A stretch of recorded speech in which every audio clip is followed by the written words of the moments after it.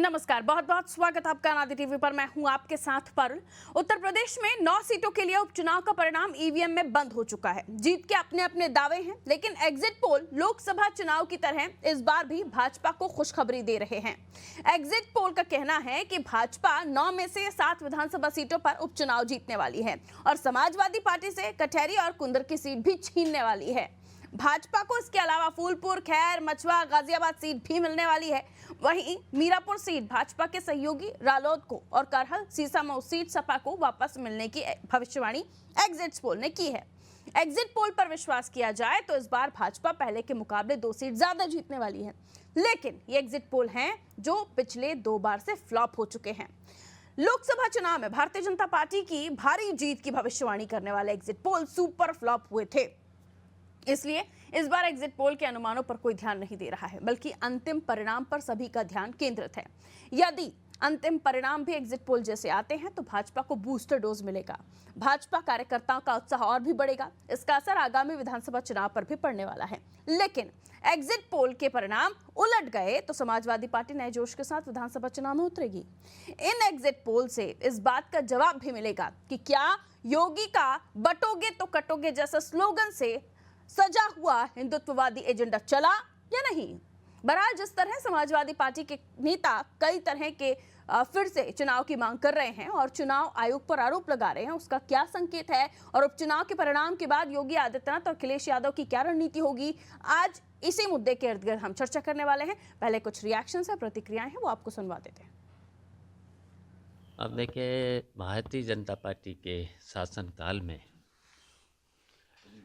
लोकतंत्र की धज्जियां उड़ रही हैं।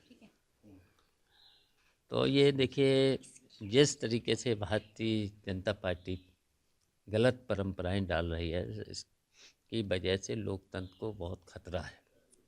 फिर तो चुनाव निष्पक्ष होंगे ही नहीं। और देखिए, इस भारतीय जनता पार्टी के लोगों ने शासन प्रशासन के द्वारा, पुलिस के द्वारा आधार कार्ड पहले ही छीन लिए गए हैं।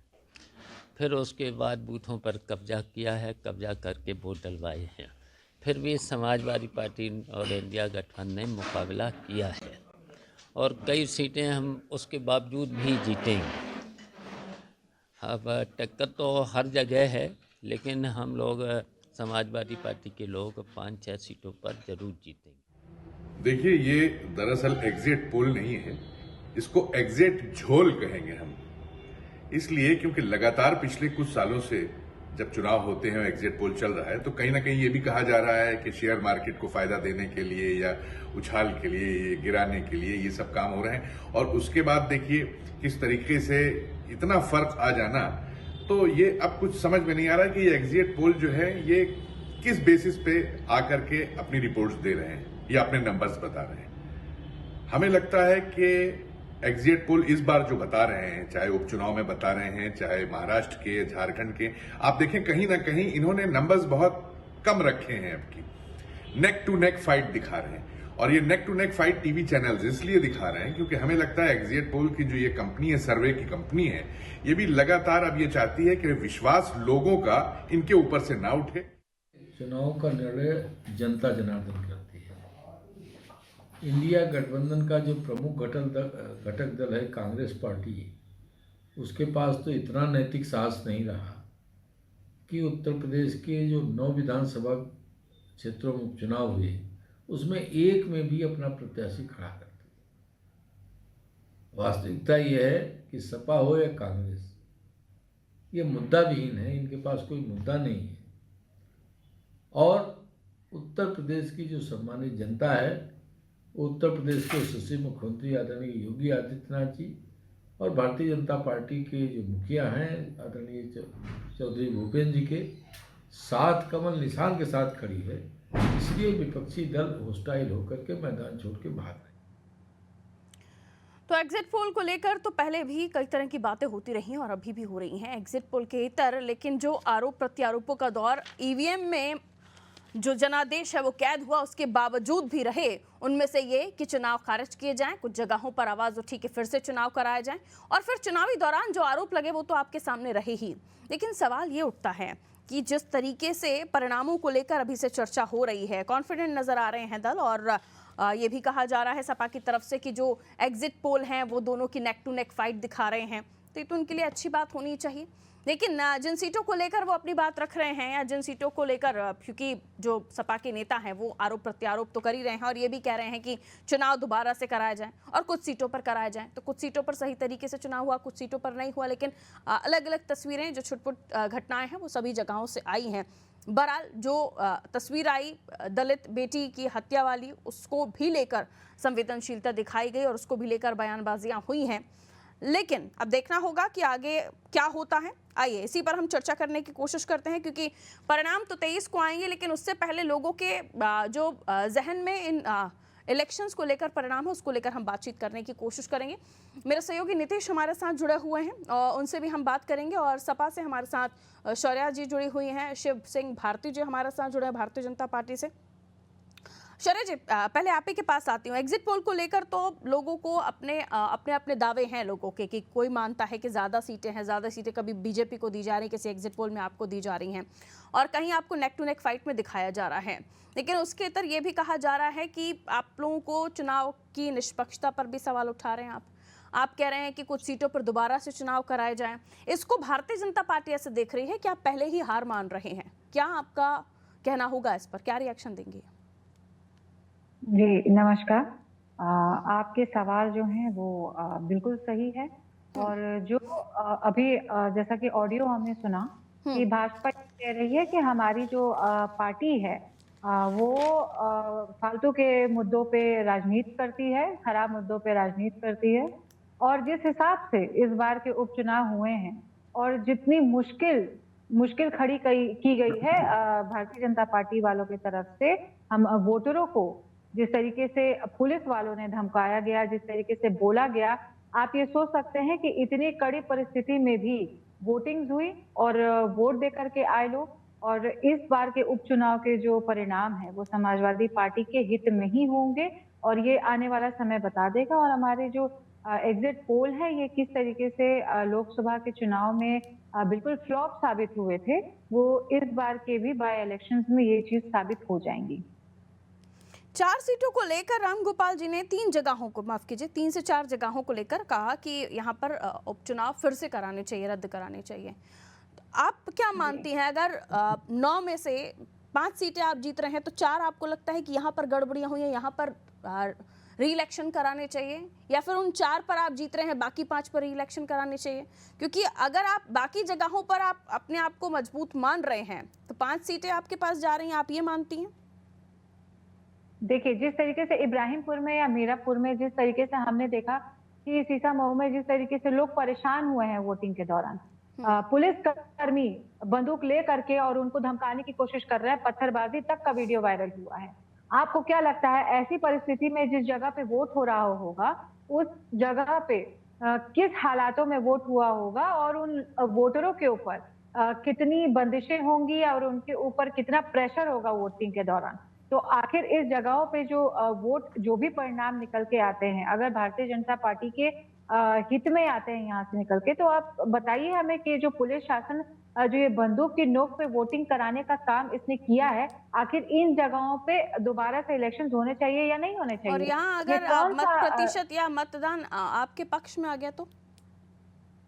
अगर हमारे पक्ष में आ गया तो आप ये सोचिए कि उस जगह पे जिस इतनी कठोर परिस्थिति में होने के बावजूद वहां पे अगर परिणाम ऐसे आ जाते हैं तो वो समाजवादी पार्टी की मेहनत है। वहां पे यहाँ समाजवादी पार्टी ने जो मेहनत की है, या लोग जागरूक हो गए हैं, लोग समझ गए हैं कि भारतीय जनता पार्टी ने जो अभी तक जुमलेबाजी की है, जो जुमले दिए हैं, लोग उस चीज के लिए बिल्कुल समझदार हो चुके हैं। वाकई आप लोग समझदार हैं, बाकी शायद समझदारी हम लोगों में कम हो गई है कि आपकी बात आप जैसा बताना चाहे वैसा हम सही मान ले। वो अब आप कह रही हैं हम जीते तो हमने मेहनत की और हम हारे तो बीजेपी के लोग काम कर रहे थे। ठीक, खैर, क्यों नहीं काम करते? जो सत्ता पक्ष में बैठा हुआ है, जो तो फिर दोनों ही परिस्थितियों में हार को स्वीकार कीजिए, दोनों ही परिस्थितियों में जीत की बात कीजिए। आप कह रहे हैं जीते तो हम सही, हमारी मेहनत, हारे तो भाजपा के लोगों ने। आप एक बात ये बताइए, भारतीय जनता पार्टी हारने की तो कभी बात ही नहीं कर रही है। भारतीय जनता तो पार्टी तो ये री-इलेक्शन मानने की को बात तो तैयार आप लोगों नहीं की है कि तरफ हम से उठ वहां रही है से ना हार मैडम। सकते हैं। एग्जिट पोल को लेकिन तो कम से कम आपने कहा फ्लॉप हो हारने की सकते हैं। हार भी तो कम से कम मान रहे हैं ना। लेकिन भारतीय जनता पार्टी ने तो कभी अपने हार मानने की स्वीकारता की ही नहीं, नहीं। मैं हार और जैसे जीत को स्वीकार कि करने की झूठे तो हैं। अभी बहुत बहुत देर है उसमें। अभी 23 तारीख तक इंतजार कीजिए हार और जीत को स्वीकार करने के लिए। अभी तो मैं वर्तमान नहीं नहीं परिस्थितियों बिल्कुल में जो आरोप प्रत्यारोप लगे वहां आप जो अपने आप को कहां पा रही थी वो बात कर रही थी, और आपने कहा देखिए हेड भी मेरा टेल भी जो मेरा। जो परिस्थितियां हैं उस हिसाब से ये समय बताएगा। जो एग्जिट पोल की आप हाँ, बात ये कर आप रही कहती हैं तो इस अच्छी बात डिबेट में होती एग्जिट कि पोल जो जहां जी आरोप नहीं लग रहे नहीं हैं। जो भी बात कही है वो बात एकदम 100% सही है।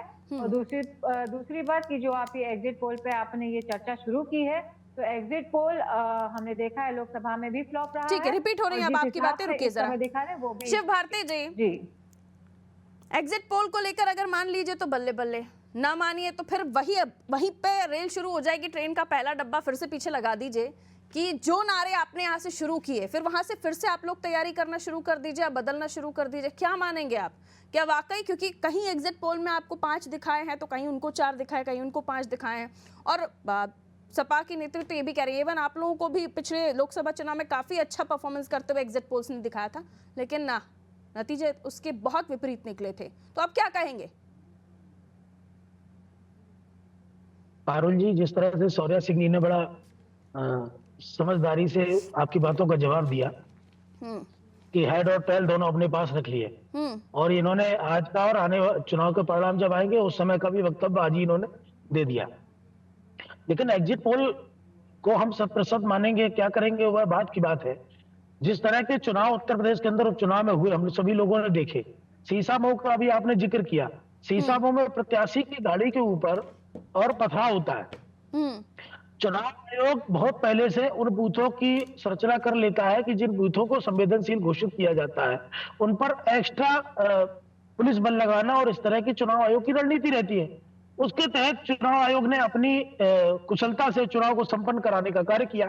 लेकिन उस चुनाव को बाधित किस तरह से हो, किस तरह से प्रभावित हो, किस तरह से इनका वोट पड़ जाए। आप देखिए कल माननीय अखिलेश यादव जी ने 2 घंटे की वोटिंग के बाद ही उन्होंने कह दिया कि वोट नहीं डालने दिया जा रहा। उन्होंने पूरे उत्तर प्रदेश को एक मैसेज देने का काम किया।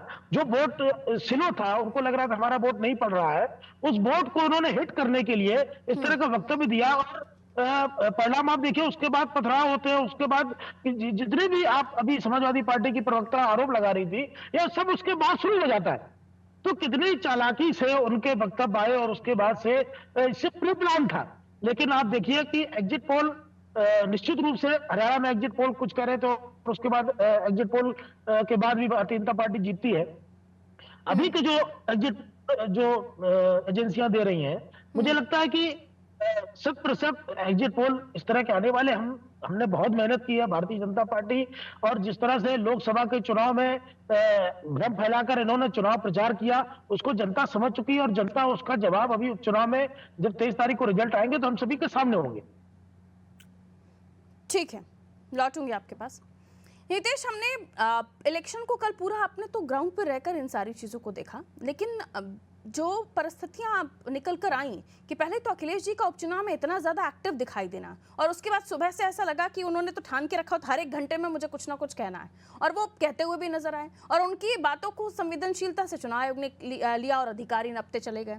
फिर दूसरे दिन भी शाम तक आते आते वो चुप नहीं बैठे। उनका कहना था कि फिर जो कार्यकर्ता हैं वो उस गाड़ी के पीछे लग जाओ। तो ये बिल्कुल भी भरोसा नहीं कर रहे थे, और उसके बाद तारीफें भी सपा के लोग करते हुए नजर आए कि चुनाव आयोग ने इस बार बहुत अच्छा काम किया। ये समाजवादी पार्टी अपने आप को इस चुनाव में पा कहाँ रही है, सबसे बड़ी बात तो ये।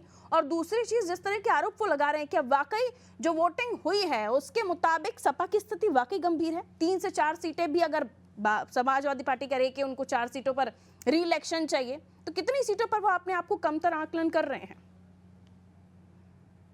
देखिए, बिल्कुल पारुल जी, अगर हम बात कराएं तो उत्तर प्रदेश के जो उपचुनाव हुए हैं, इस उपचुनाव की जो तस्वीरें निकल कर आई हैं, ये बिल्कुल बहुत ज्यादा बेहद चौंकाने वाली रही। अगर हम थोड़ा सा पिछले समय में जाते हैं तो जब लोकसभा का चुनाव हुआ उस दौरान भी समाजवादी पार्टी लगातार इस प्रकार से राग अलाप रही थी कि यहाँ पर ये हो रहा, वहां पर वो हो रहा, लेकिन बाद में जब परिणाम आए तो कहीं ना कहीं समाजवादी पार्टी शांत हो गई। अब ऐसे समय में अगर देखा जाए तो जो यहाँ पर जो एग्जिट पोल आए हैं उस पर समाजवादी पार्टी और भारतीय जनता पार्टी में कहीं ना कहीं एक बड़ा भिड़ंत हो रही है। हालांकि जो लोकसभा के चुनाव हुए थे उसमें तमाम जो एग्जिट पोल थे पारुल जी वो पूरी तरीके से धड़ाम हो गए थे जो भी। और अगर बात करें तो भारतीय जनता पार्टी जिस प्रकार से अब की बार 400 पार का नारा लेकर दौड़ रही थी, लोगों से बातचीत कर रही थी, मीडिया के सामने दावे कर रही थी, तो उनके दावे भी कहीं ना कहीं फेल नजर आए थे। लेकिन देखा जाए तो ये एग्जिट पोल जो होते हैं वो एक निश्चित एक संख्या के लोगों की जो बातें होती है पर इस उनका बार तो आकलन बहुत करके। सैंपल साइज भी बहुत छोटा था एजेंसीज का।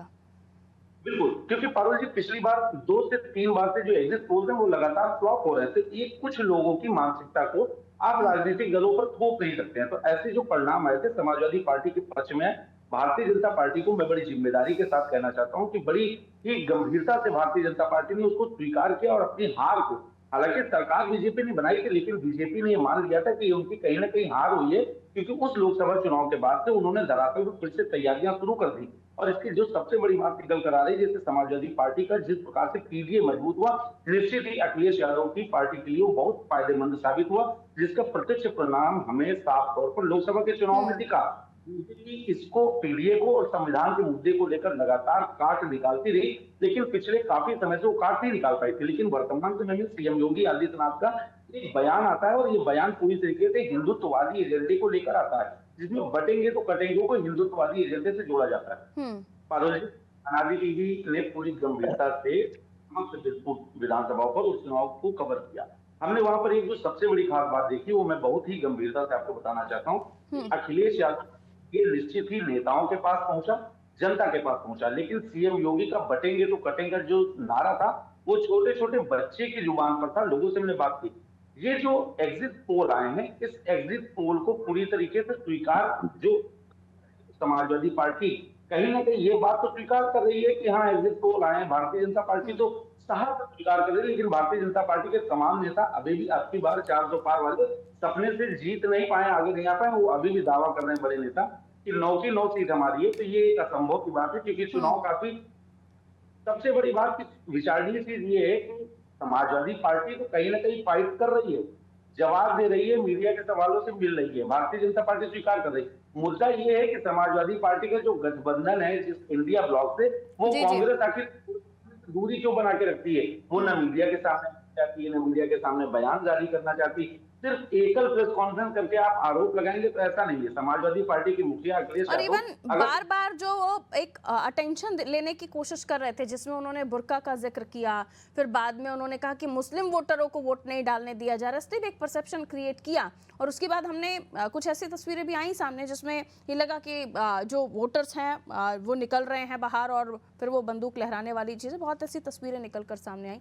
लेकिन कुछ सीटों पर ऐसा लगा कि वाकई जो पीडीए की जगह डीएम फैक्टर काम किया, जहां से वोटर्स निकलकर सामने आ रहे थे। और ऐसे ही कुछ एग्जाम्पल अलग अलग सीटों पर हैं। लेकिन समाजवादी पार्टी, मैं कहूँगी हाँ नतीजों का इंतजार कीजिए, लेकिन जो वोटिंग परसेंट हैं उन्होंने भी एक परसेप्शन बनाने की कोशिश की है। शौर्या जी, हम करहल की एग्जाम्पल ले लें तो करहल का 2022 में जब अखिलेश जी खुद मैदान में थे तो 66% के ऊपर वोटिंग परसेंट गया था। और अभी जो वोटिंग परसेंट सामने आया 53.89%, सीधा 45,000 से कम जो है वोटर्स ने वोट कास्ट किया, यानी 45,000 वोटर्स यहाँ पर कम हुए हैं। और ऐसे ही अलग अलग चीजें जो हुई हैं 2022 से थोड़ी सी विपरीत हुई हैं, कुछ ज्यादा भी विपरीत हुई हैं। तो जो चेंजेस हैं उसमें कहीं तो कुछ बात होगी, तभी तो जो एग्जिट पोल है उन्होंने भी आकलन किया। हम बिल्कुल उस चीज को नकार दें, ऐसा भी संभव नहीं। शौर्या जी, देखिए, सबसे बड़ी बात जो अभी आपने थोड़ी देर पहले एक बात हमसे कही कि माननीय अखिलेश यादव जी जो है उन्होंने स्टेटमेंट दिया, हर 1 घंटे पे वो लगातार वोटिंग वाले दिन वो मीडिया बाइट दे रहे थे, लगातार स्टेटमेंट पास कर रहे थे। देखिए, उन्होंने हमेशा जनता के हित में कहा है और नहीं, वो नहीं, यहाँ कभी मैं भी अग्री नहीं करूंगी आपसे, क्योंकि उपचुनाव में तो अखिलेश जी के लिए, अगर मैं गलत नहीं हूं तो आप नीतीश करेक्ट कीजिएगा, राजभर जी की लड़ाई शायद इसी वजह से हुई थी कि वो उपचुनाव में वो बार बार उन्होंने आरोप ये लगाए थे कि आप एसी वाले कैबिन से बाहर नहीं निकलते। उन्होंने छोड़ा ही आपका गठबंधन इसलिए था, इसीलिए मैंने कहा कि इस बार एक्टिव देखिए अखिलेश यादव। अभी आपने जो हमसे सवाल पूछा है मैं उसका जवाब दे रही हूँ। हाँ। ठीक, अभी यहाँ पे उपचुनाव की बात हो रही है, उस दिन की मैं आपसे बात कर रही हूँ। उस दिन आपने कहा कि उनका लगातार स्टेटमेंट्स आया और उसके बाद चुनाव आयोग ने उसके ऊपर एक्शन भी लिया। आखिर चुनाव आयोग को कहीं कमी दिखी होगी तब तो उन्होंने एक्शन लिया होगा। और लगातार उन्होंने जनता जनार्दन की तकलीफ देखी, उस चीज को बार बार वो ऊपर लेकर के आए और इस चीज के ऊपर बार बार उन्होंने टीका टिप्पणी की, और ये इस चीज को कोई झुठला नहीं सकता, इस बात को झुठलाया नहीं जा सकता कि पुलिस कर्मियों द्वारा जनता को परेशान किया गया है। और ये भी सच्चाई है कि एक स्पेसिफिक जाति जन विशेष को भी परेशान किया गया है, ये भी सच्चाई है। ये भी कोई झूठे कि हाँ किसी एक जाति विशेष को अगर हम कहें कि नहीं, जाति विशेष को अगर नहीं परेशान किया गया है तो जाति विशेष को भी परेशान किया गया है। और जहां तक रह गई बात, आप देखिए तो करहल क्षेत्र की आपने बात की है, तो करहल क्षेत्र के भी जो इस बार वोटिंग हुई है, इस बार वहां पे भी जिस समय प्रचार हो रहा था वहां पे भी स्थिति मैं ये कहूंगी वहां पे भी बहुत कांटे की टक्कर थी। स्थिति बहुत वहां की भी मतलब काफी कंफ्यूजिंग चल रही थी, लेकिन वहां से भी बहुत अच्छे रिजल्ट निकल के आएंगे। और जिस तरीके से पुलिस कर्मियों को सस्पेंड किया गया है, ये एक चुनाव आयोग बहुत अच्छा निर्णय रहा है, बहुत सकारात्मक निर्णय रहा है। वही मैंने कहा, इस बार चुनाव आयोग के थोड़े से सितारे अच्छे हुए क्योंकि समाजवादी पार्टी ने तारीफ करना शुरू कर दी। हाँ ठीक है, लौट रही हूँ भारतीय जनता पार्टी की तरफ में रुक कर रही हूँ। अब तक वो बेचारे हमेशा नेगेटिव बातें सुनते आए ना अब तक अपने लिए, तो इस बार थोड़ा उनको पॉजिटिव बातें मिली हैं, तो मैंने कहा सितारे शायद थोड़े से बदले होंगे या अच्छे होंगे। शिव सिंह भारती जी, हाँ नीतीश जी कहिए। जो सबसे रोचक बात एक निकल कर आ रही है, जैसे समाजवादी पार्टी का लगातार ये आरोप आ रहा है कि जाति विशेष लोगों को चुनाव डालने से रोका गया, तो क्या समाज के आधिकारिक तौर से माने कि मुस्लिम वर्ग जो होता है वो भारतीय जनता पार्टी का वोटर नहीं होता है? ये आधिकारिक तौर पर समाजवादी पार्टी मान रही है? बिल्कुल ऐसी बात।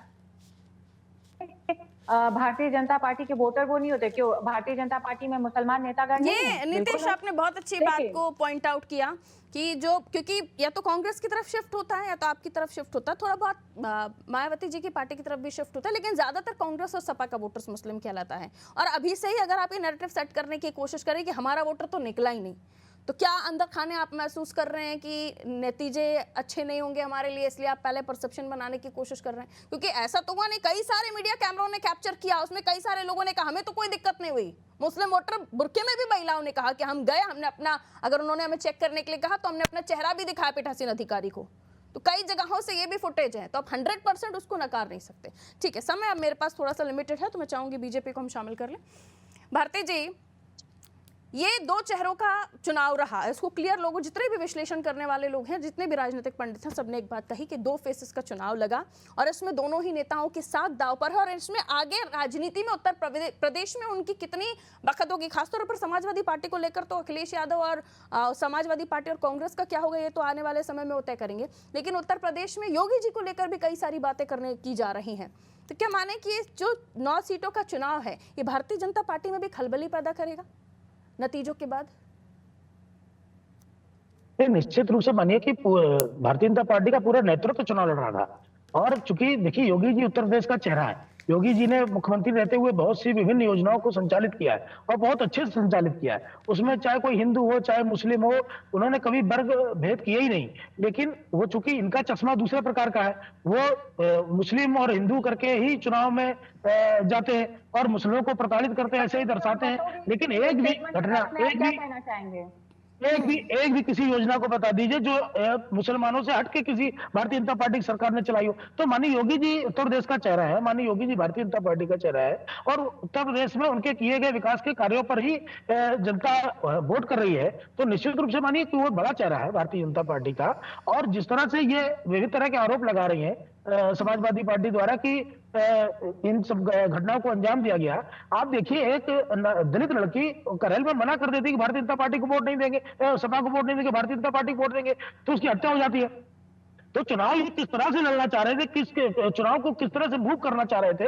और ये कह रहे हैं कि नीचे अखिलेश यादव ने नीचे तक जाकर मेहनत की है, तो नीचे तक जाकर मेहनत इस तरह से की है कि मतदाताओं को धमकाए और धमकाए, अगर वो उनकी बात नहीं मानते और उनका मर्डर तक कर दे उनकी पार्टी के नेता। तो मुझे लगता है कि ये जिस तरह का परसेप्शन एक तरह से क्रिएट करने का काम कर रहे हैं कि भारतीय जनता पार्टी ने, मैं तो कह रही हूँ इतना सब कुछ होने के बावजूद भी अगर जो नंबर्स आप चाह रहे हैं उससे कम हुए तो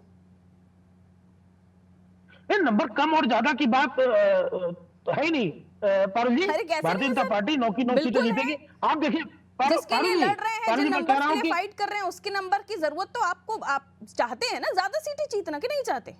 बिल्कुल, मैं तो है कह रहा ना हूँ कि बात 9 की 9 numbers सीटें की? भारतीय जनता पार्टी जीतेगी और करेल में भी आप देखेंगे बहुत दिनों बाद बहुत बड़ा परिवर्तन होने वाला है। वहां के मतदाताओं ने भी समाजवादी पार्टी के कैंडिडेट को नकारा है।